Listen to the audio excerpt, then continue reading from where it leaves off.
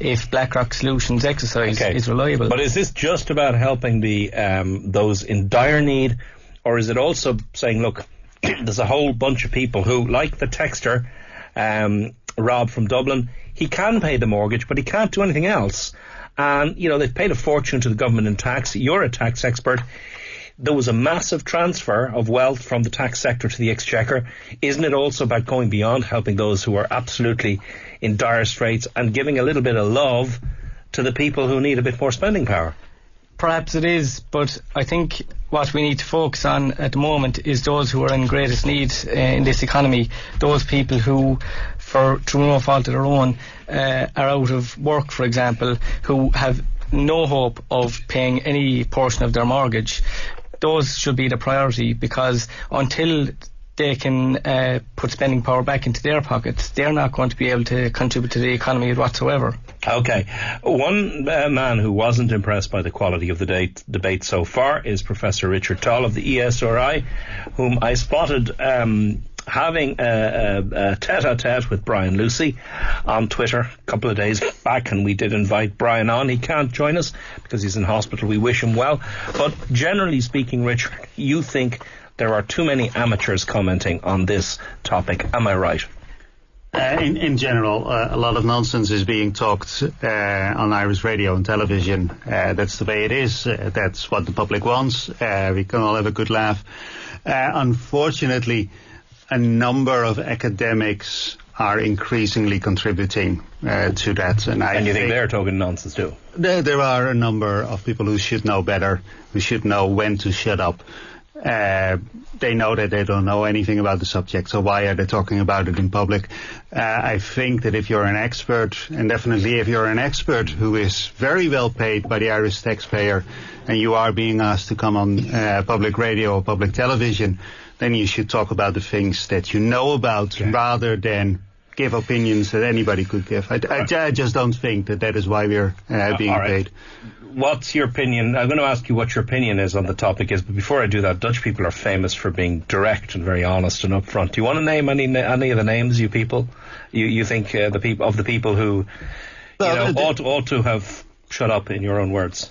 The people, you mentioned Brian Lucy already. I think Brian is an expert on metals.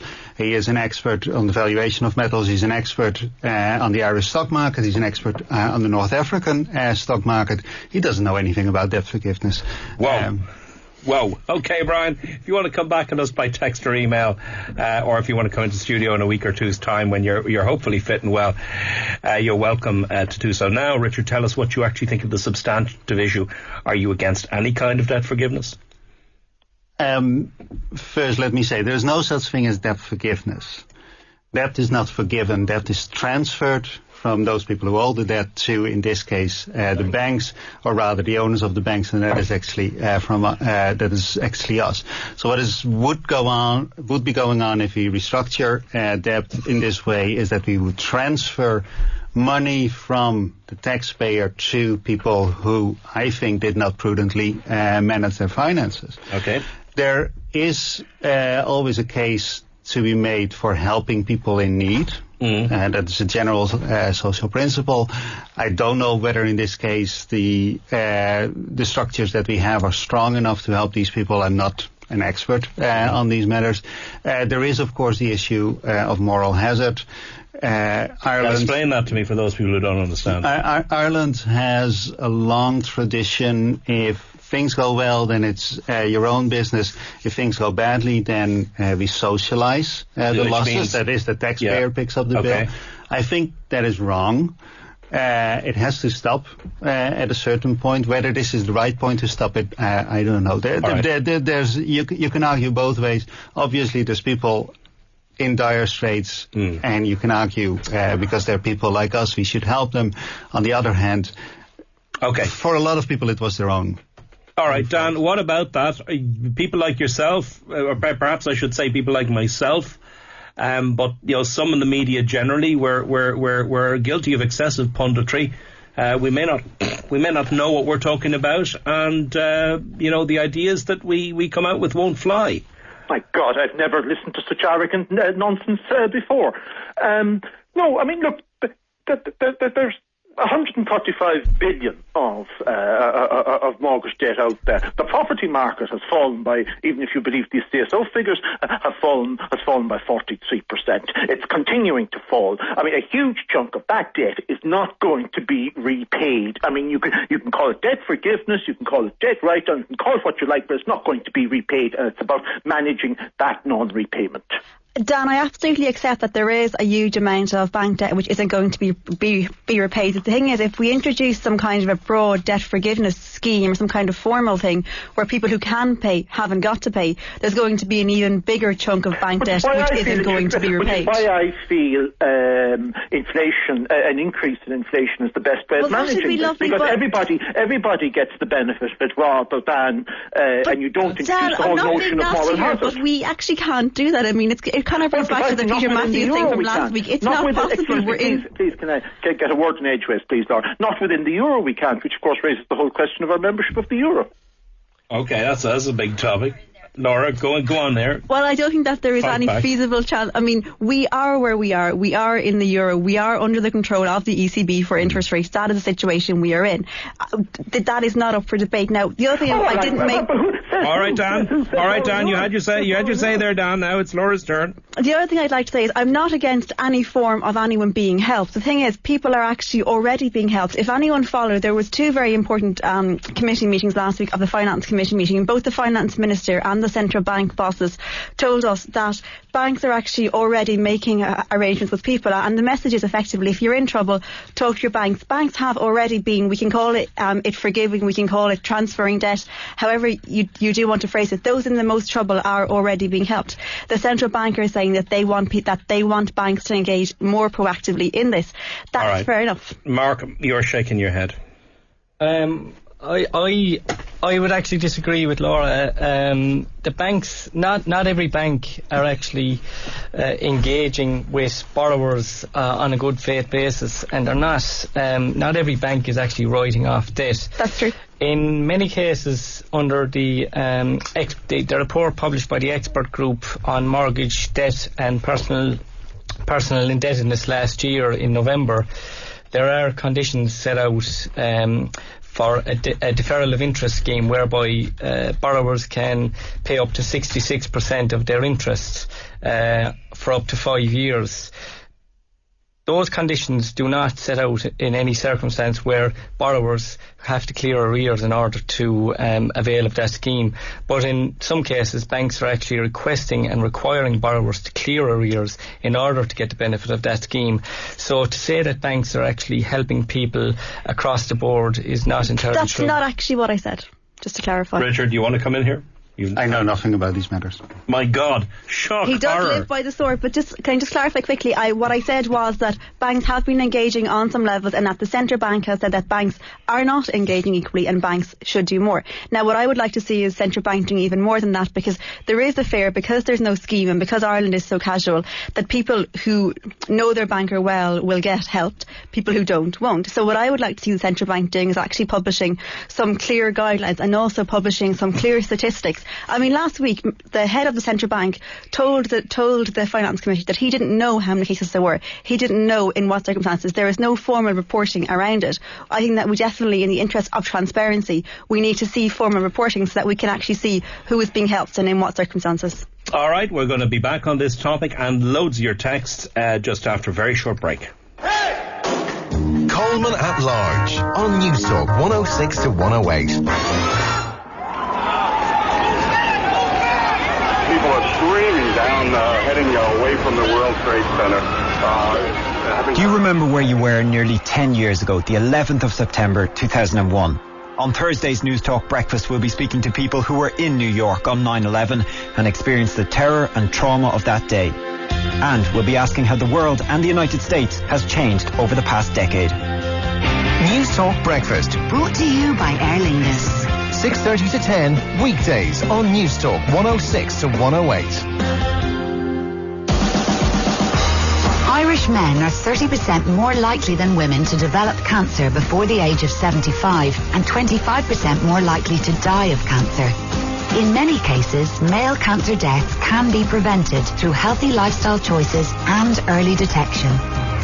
This September, we're facing up to cancer in men on News Talk. See blueseptember.ie for more.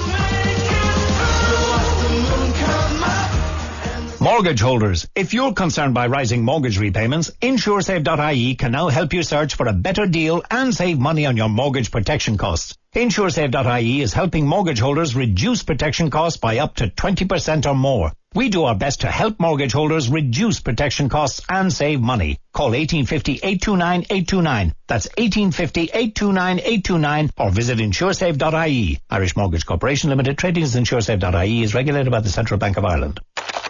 The best big name brands out there? Blitz me! 50% or more off recommended retail prices? Blitz me!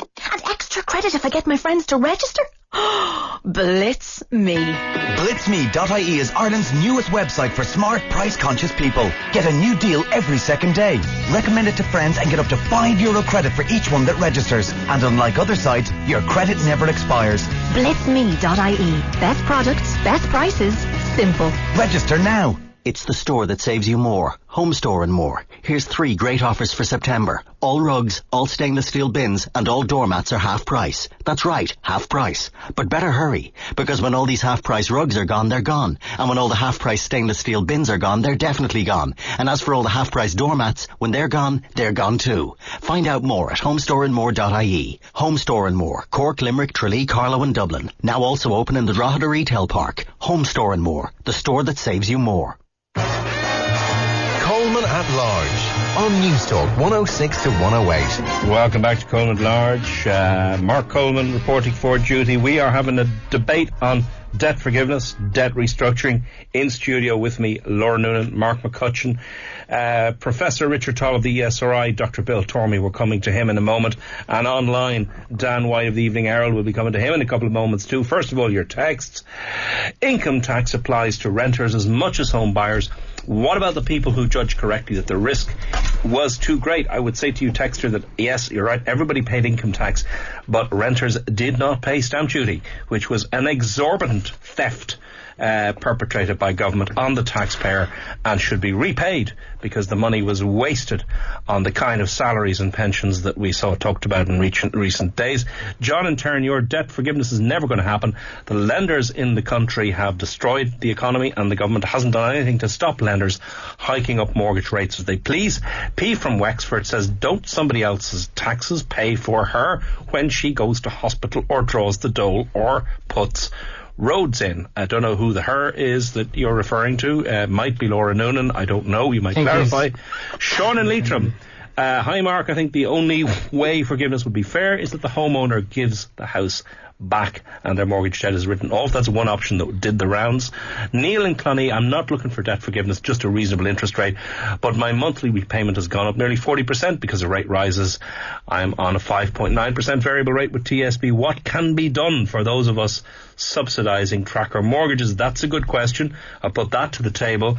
Tommy from Wicklow has no sympathy for debt forgiveness. He says, need I remind those quote-unquote experts that a lot of those people who can't pay their mortgages added an extra 100 grand to their mortgages for an extra 4x4 for himself and the wife. Don't ask me to pay for those idiots. That's a good point. But Neil in Clonee has a good question, Mark, doesn't he? What can be done for those who are subsidising tracker mortgages, if anything? Is there any way we can tweak the system of mortgage interest relief to redirect a bit of help in their way?